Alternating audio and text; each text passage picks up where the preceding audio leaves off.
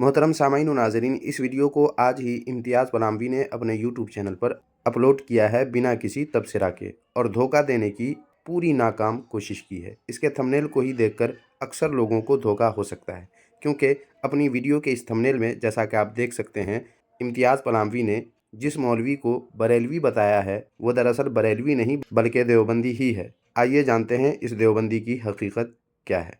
बातिल का रद्द करेंगे, हम हैं बरेली वाले।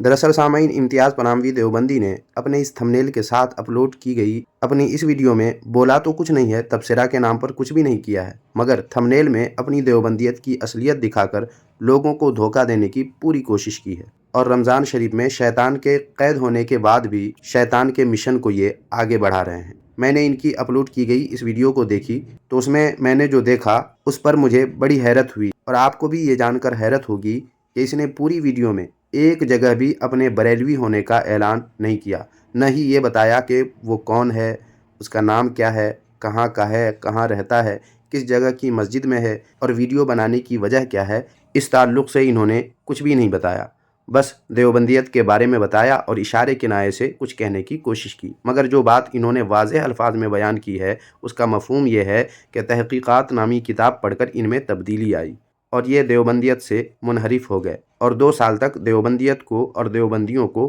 गलत कहते रहे। लेकिन फिर अब इन्होंने अपने थूके हुए को चाट लिया, और साथ ही इन्होंने ये भी बताया कि मैं शुरू से ही देवबंदी था। लीजिए वीडियो का वो हिस्सा आप भी मुलाहिज़ा फरमा लीजिए। 2022 में एक किताब बनाम तहक़ीक़ात पढ़ने के बाद इस तरफ मेरा जहन आमादा हुआ कि मैं अहले हक़ से मुनहरिफ हो जाऊं।